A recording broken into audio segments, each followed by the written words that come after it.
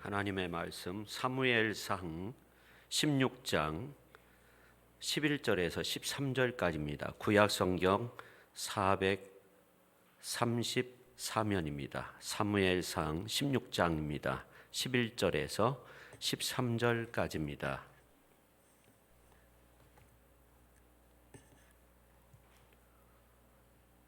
또 사무엘이 이새에게 이르되 내 아들들이 다 여기 있느냐? 이새가 이르되 아직 막내가 남았는데 그는 양을 지키나이다.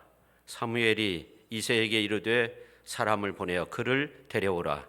그가 여기 오기까지는 우리가 식사 자리에 앉지 아니하겠노라. 이에 사람을 보내어 그를 데려오매 그의 빛이 붓고 눈이 빼어나고 얼굴이 아름답더라. 여호와께서 이르시되 이가 그니 일어나 기름을 부으라 하시는지라. 사무엘이 기름 뿔병을 가져다가 그의 형제 중에서 그에게 부었더니 이날 이후로 다윗이 여호와의 영에게 크게 감동되니라. 사무엘이 떠나서 라마로 가니라. 아멘. 기도하겠습니다. 하나님 아버지, 어려움 속에서 드리는 예배를 우리 하나님께서 기쁘게 받아주시고 교회와 가정에서 드리는 그 예배 자리가 은혜 충만한 자리가 될 수 있게 성령께서 역사하여 주옵소서. 말씀을 통해서 은혜 받게 하시고 우리의 삶이 새로워지게 하시고 성령으로 충만하여서 정말 하나님의 성령의 기운으로 늘 승리하는 저희들 모두가 되게 하시옵소서. 예수님의 이름으로 기도하옵나이다. 아멘. 지난 주간에 나사에서 그 중국 대륙을 위성으로 찍은 그런 사진이 있는데 이 사진을 공개한 적이 있습니다. 그 사진은 이산화 질소를 나타내는 그런 사진이었습니다. 근데 이제 이 사진 찍은 시점이 참 재미있어요. 1월과 2월에 사진을 찍은 겁니다. 근데 놀라운 것은 우한 폐렴 사태가 일어나기 전에 찍은 사진은 대기의 질이 너무나 안 좋아가지고 숨을 쉴 수 없을 정도였습니다. 근데 이제 2월에 들어서서 사진을 찍었는데 아주 그냥 그 시뻘겋던 그 대기가 아주 맑은 그야말로 우한 지역은 새파란 하늘이 보일 정도로 그런 모습의 위성 사진이었습니다. 저는 이 사진 찍은 모습을 보면서 그 사진을 보면서 그런 생각을 했어요. 우리 인간이 가지고 있는 꿈, 야망 이라는 것이 참 더덥다 그런 생각을 했습니다. 제가 볼 때는 코로나 바이러스로 인해서 죽은 사람보다 그 사진을 볼 때는 아무튼 그 대기 오염으로 인해서 죽은 사람이 더 많을 정도로 그런 큰 차이가 있었습니다. 우리 인간이 잘 살아보겠다고 정말 물질 문명을 누리면서 살아보겠다고 우리가 많은 노력을 하고 꿈을 꾸고 그렇게 힘써 살아가고 있지만 사실은 그러한 것들이 우리에게 더 많은 손상을 데미지를 끼치는 경우도 참 많이 있습니다. 지금 전 세계가 코로나로 인해서 이상 기후, 또 비닐 공포, 또 이산화탄소로 인해서 지구 온난화, 끊이지 않는 이러한 많은 문제들이 계속적으로 일어나고 있습니다. 이러한 가운데 우리 인간이 가지고 있는 이 꿈, 이것이 과연 어떤 것이었는가 우리가 한번 생각해 봐야 됩니다. 우리나라 우리 백성 나 자신만 잘 살면 되는 거 아닌가 이런 생각 속에서 우리가 꿈을 꾸면서 그렇게 살아왔는지 모릅니다. 더군다나 이 신앙인의 꿈은 좀 달라야 되죠. 내가 무엇을 얻을까가 아니라 내가 무엇을 줄까 그렇게 꿈꾸고 살아야 됩니다. 우리 예수님도 그런 꿈을 가지셨어요. 인자가 온 것은 섬김을 받으려 함이 아니라 도리어 섬기려 하고 자기 목숨을 많은 사람들에게 대속물로 주려 함이니라. 예수님의 꿈은 섬김을 받는 것이 아니라 섬기는 것이었습니다. 그것이 예수님의 삶의 목적이었고, 이렇게 예수님의 꿈은 이기적인 자가 아닌 자기 목숨까지도 내어주는 그러한 꿈을 가지고 있었습니다. 그러므로 주님을 믿는 우리들도 주님 앞에 부끄럽지 않는 성도의 꿈을 가지고 살아야 될 줄로 믿습니다. 이 어려운 때 서로 섬기고 기도해주고, 그리고 어려운 사람들을 위해서 우리가 뭔가를 도울 수 있는 그러한 꿈을 가지고 있어야 됩니다. 오늘 이제 본문에 보면 다윗도 꿈을 가지고 있었습니다. 그의 꿈은 무엇이었냐면 왕 되는 그러한 꿈이 아니었습니다. 우리나라 과거 대통령 가운데 어렸을 때 꿈이 뭐냐면 대통령 되는 것이에요. 근데 진짜로 대통령이 됐어요. 근데 대통령이 되기 위해서 야합하는 모습을 보았어요. 성도 여러분, 이 정치 세계는 좀 깊게 들어가 보면 이게 표가 중요한 거지 국민이 중요한 것이 아니더라고요. 그래서 별의별 수단을 다 간구하는 이러한 모습들을 보게 됩니다. 근데 이제 다윗은 사무엘이 와서 왕 되는 기름을 부었어요. 근데 이 다윗이 왕 되고자 애쓴 것이 아니었어요. 이 다윗의 시작은 뭐냐면 섬기는 일이었어요.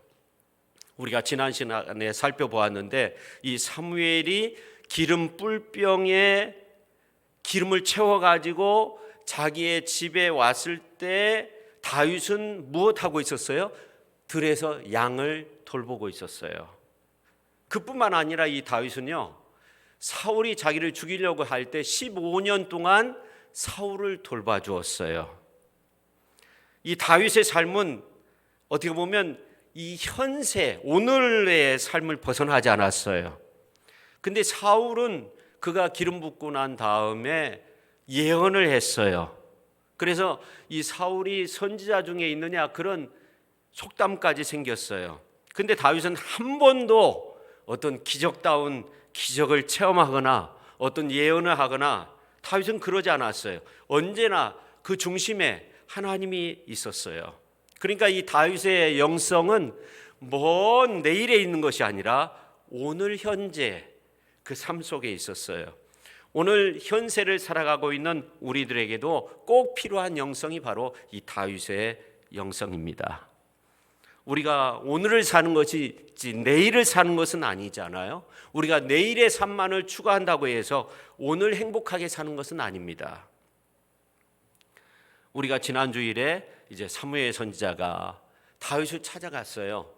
기름 뿔병에 기름을 채워가지고. 근데 오늘 이제 말씀을 보면 진짜 다윗 위에 기름을 붓는 그런 역사가 일어났습니다. 사무엘이 그렇게 다윗 위에 기름을 부었을 때 오늘 이제 13절에 있는 말씀을 보면 이날 이후로 다윗이 여호와의 영에게 크게 감동되었다고 그렇게 말씀하고 있어요. 이 감동되었다 이 말은 찰나으라는 말인데 형통했다, 부응했다, 전진했다 그러한 뜻을 가지고 있습니다. 형통하고 부응하고 전진하고 이란 것은 어려운 시대에 살고 있는 우리에게 꼭 필요한 모습이 아닙니까? 우리의 꿈이 바로 형통의 가정이 되는 것이고 부흥의 성도가 되는 것이고 전진하는 성도의 모습을 지녀야 되는 겁니다. 그래서 오늘 이제 말씀을 상고하면서 다윗과 같이 우리 중심에도 하나님의 영으로 기름 부어지는 그런 놀라운 역사가 일어나서 다윗과 같이 여호와의 영에 크게 감동되는 그러한 축복의 삶의 주인공들이 다 될 수 있기를 예수님의 이름으로 축원합니다.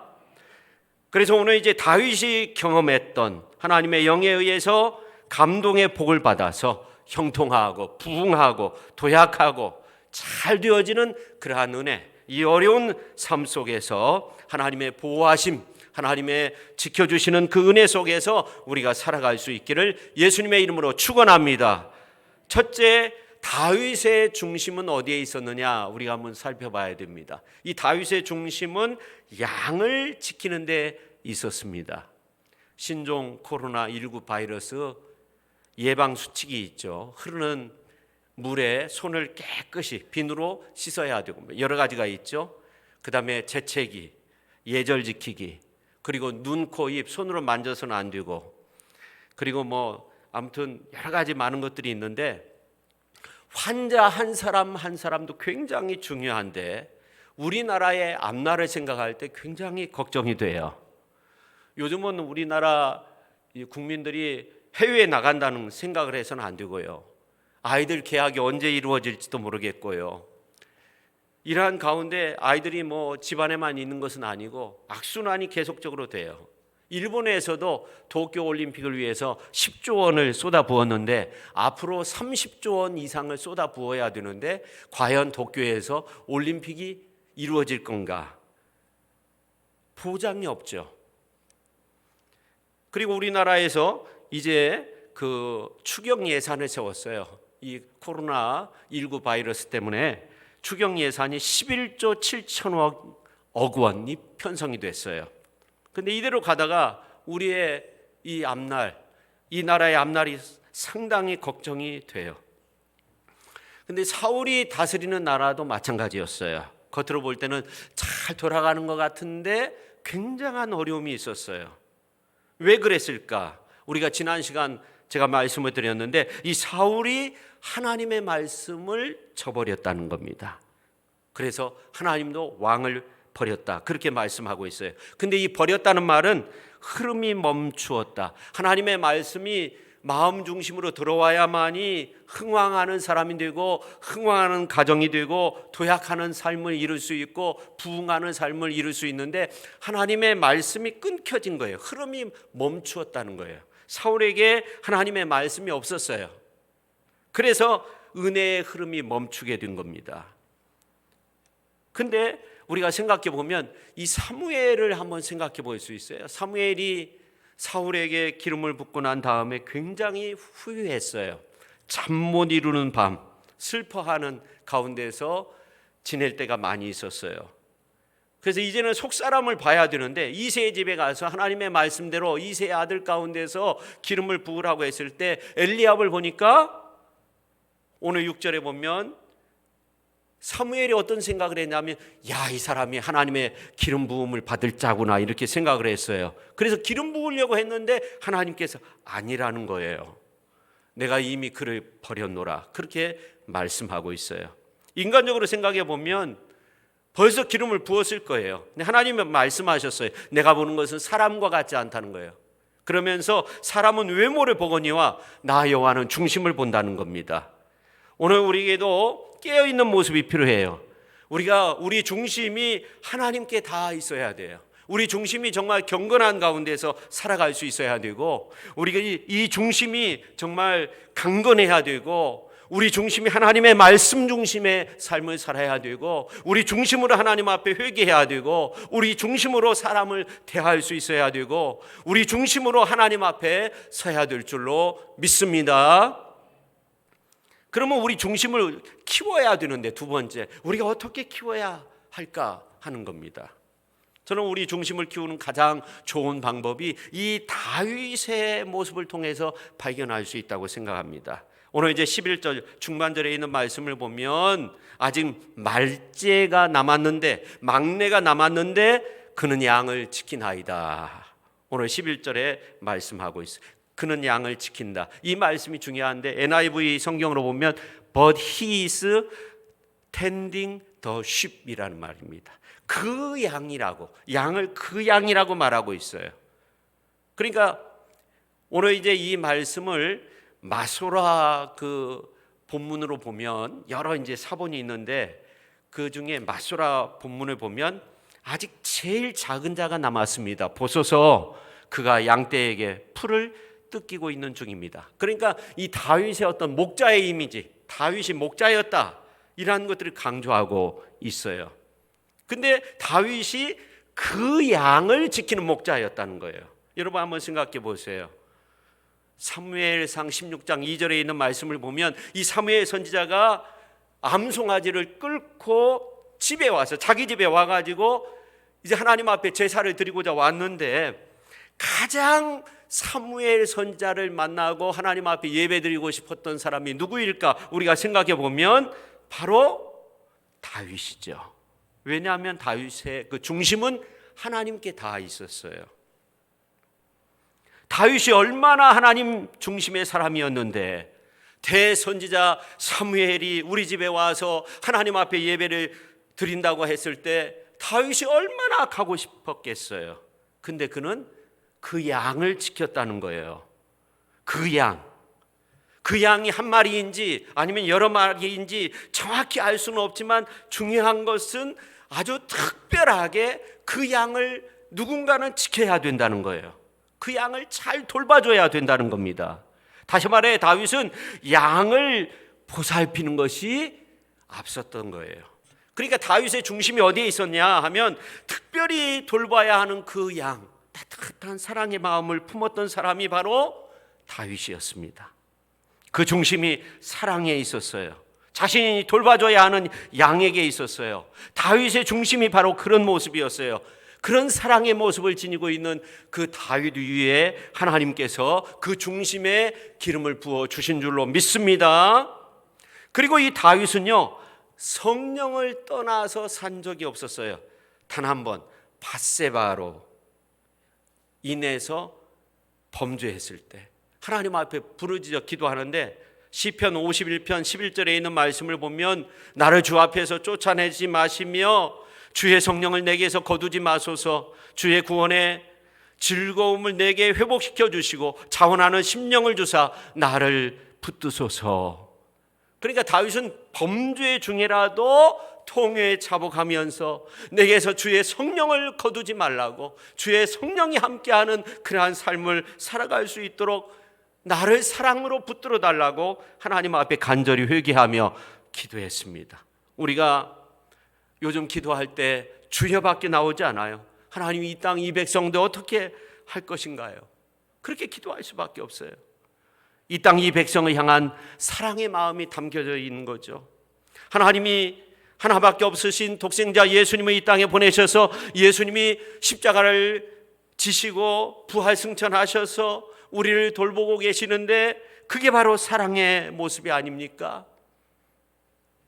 사도 요한은 그 큰 사랑을 깨닫고 요한일서 4장 10절에서 이렇게 외쳤습니다. 사랑은 여기 있으니 우리가 하나님을 사랑한 것이 아니요 하나님이 우리를 사랑하사 우리 죄를 속하기 위하여 화목제물로 그 아들을 보내셨습니다.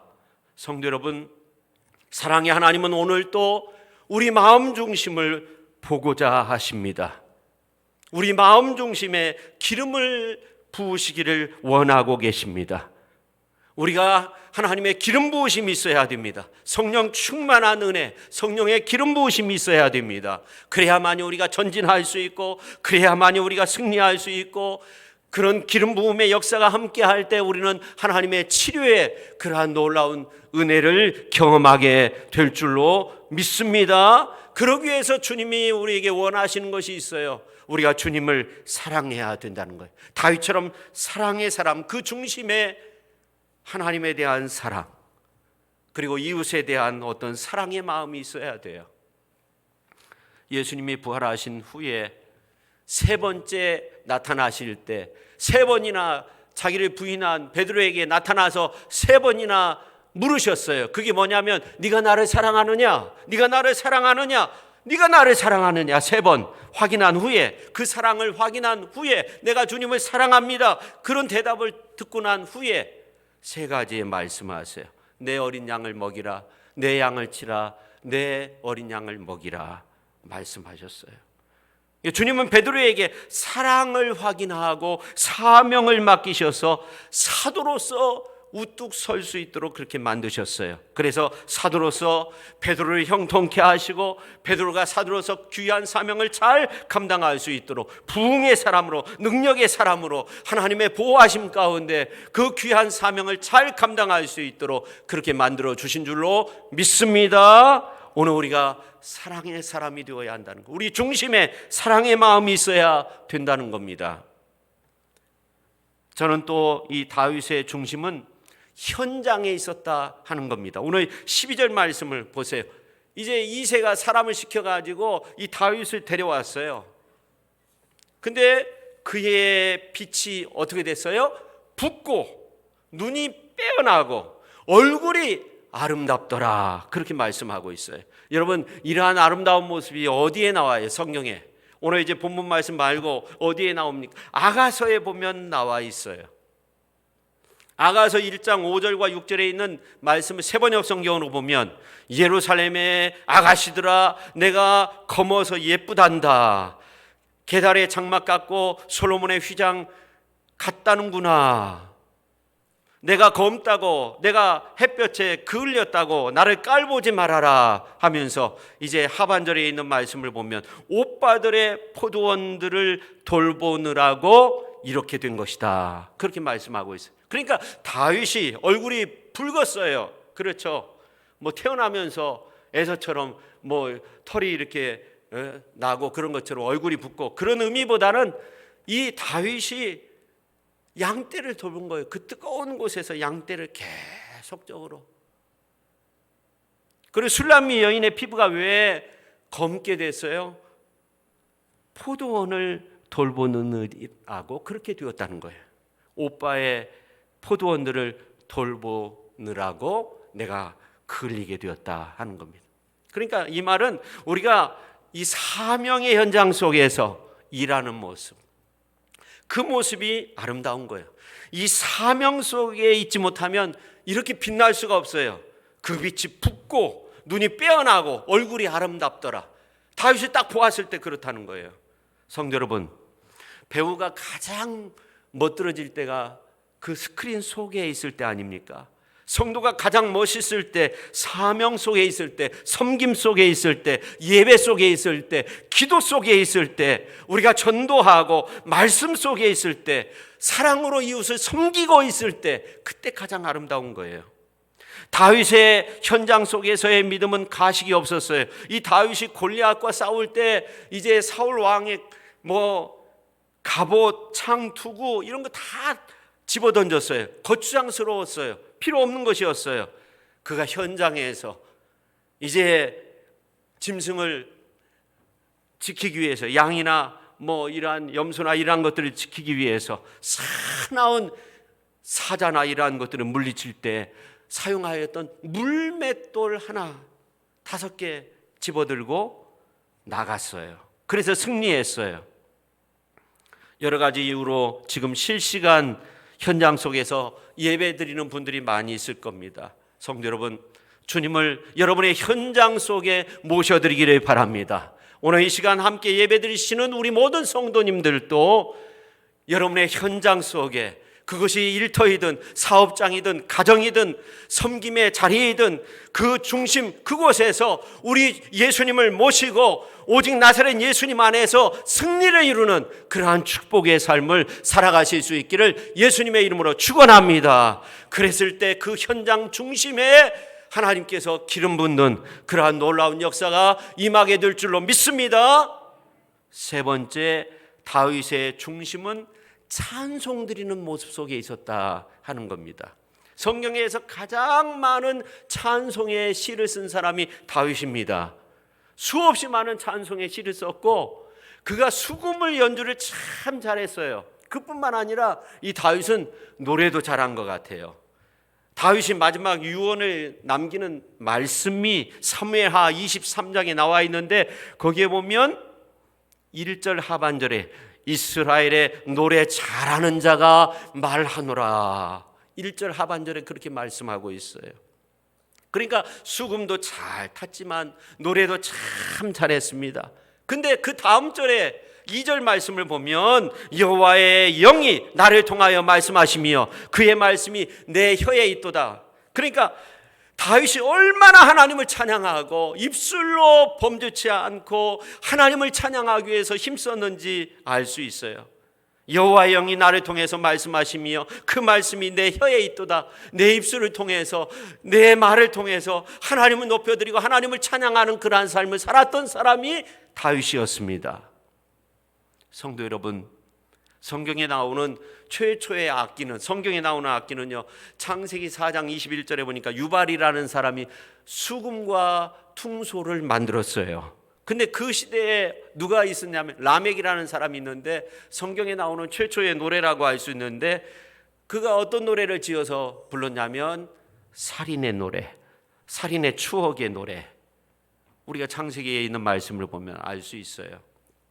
그러니까 이 초창기 인류의 모습들을 보면 하나님을 찬양하는 모습이 거의 없어요. 모세 시대에도 하나님을 찬양하는 모습이 거의 없어요. 거룩이죠. 하나님의 성소에 들어갈 때 거룩해야 되고, 하나님의 지성소에는 더욱더 거룩해야 돼요. 대제사장도 하나님 앞에 제사 드리고 거룩한 모습으로 이제 지성소 안에 들어갔어요. 방울을 달고, 그리고 끈으로 연결해서 하나님 앞에 지성소에서 제사를 드리다 잘못해서 그 자리에서 죽게 되면 끄집어내기 위해서 끈을 달았어요.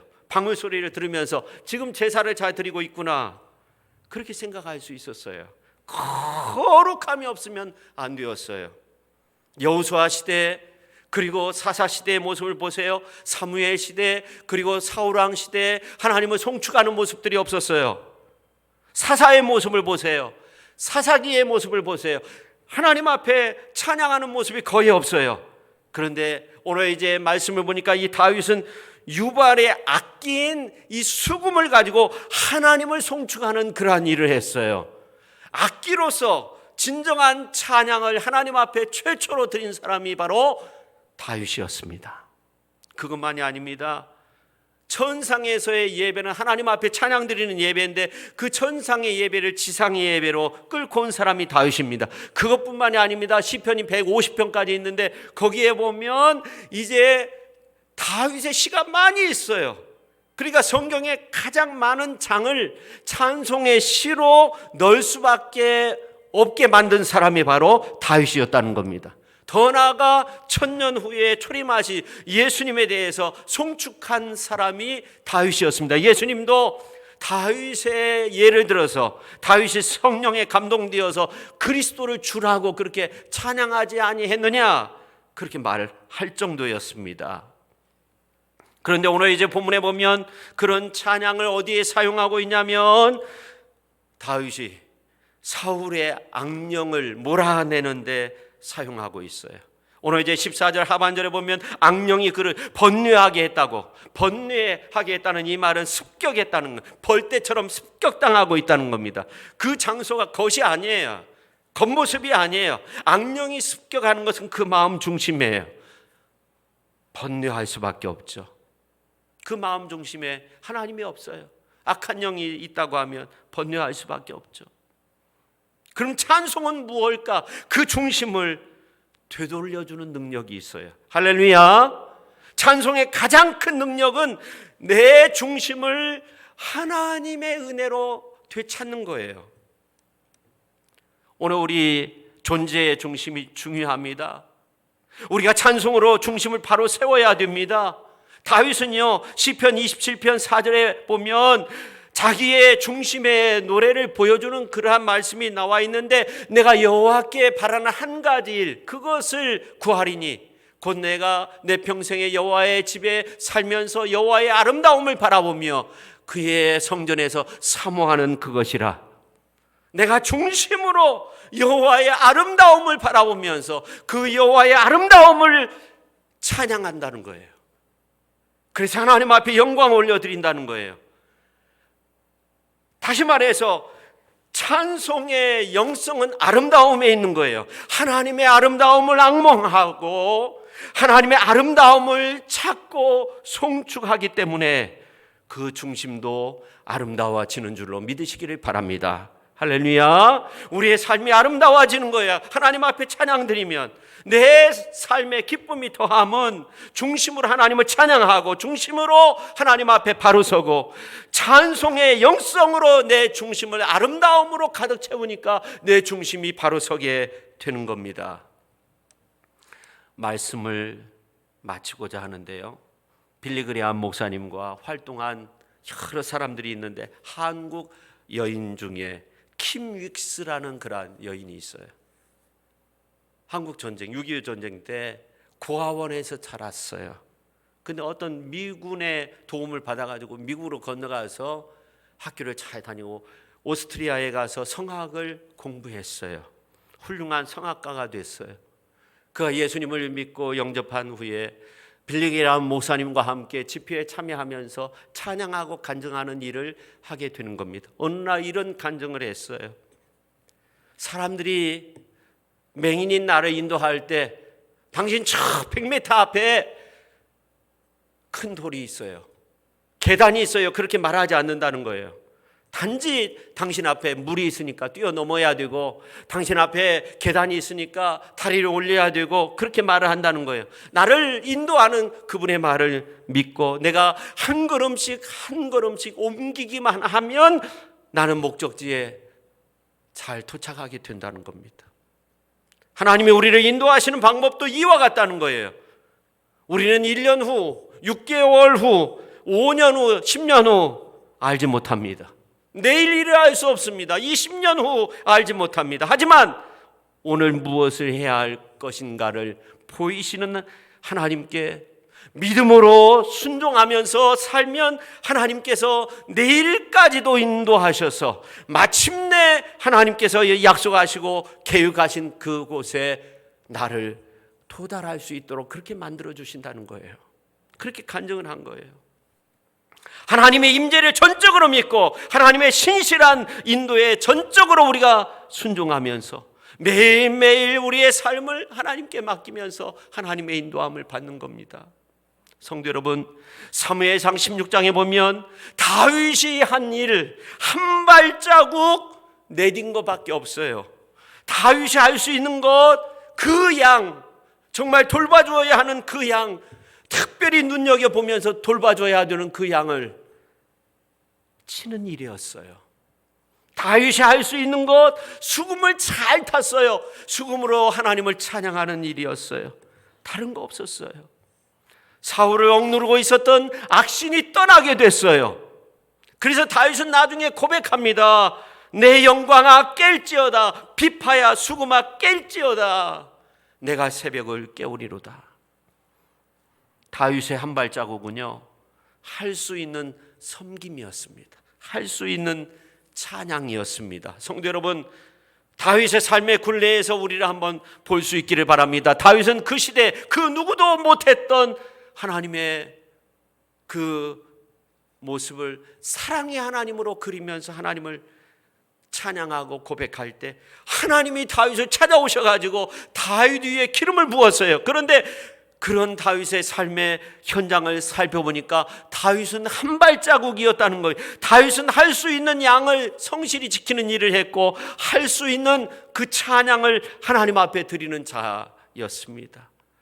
이제 여러분의 삶의 현장을 보십시오. 여러분이 주 앞에서 할 수 있는 것이 무엇입니까? 여러분이 할 수 있는 그 한 발자국은 무엇입니까? 오늘 사순절 둘째 주일, 우리의 삶이 사방에 우겨쌈을 당한 것 같지만 할 수 있는 그 한 발자국을 내딛는 그러한 삶이 이루어질 수 있기를 예수님의 이름으로 축원합니다. 그렇게 할 때 하나님이 다윗에게 베푸신 그 은혜와 축복이 오늘 우리의 삶 속에 임하게 될 줄로 믿습니다. 기도하겠습니다. 하나님, 이 어려운 시대 속에서 우리는 어떻게 해야 될지 모르는 가운데 있을 때가 많습니다. 그때마다 우리 하나님께서 우리의 발걸음을 인도해 주셔서 한 발자국 한 발자국 하나님 보시기에 아름다운 길로 나아갈 수 있는 그런 훌륭한 믿음의 사람들이 다 되게 하여 주옵소서.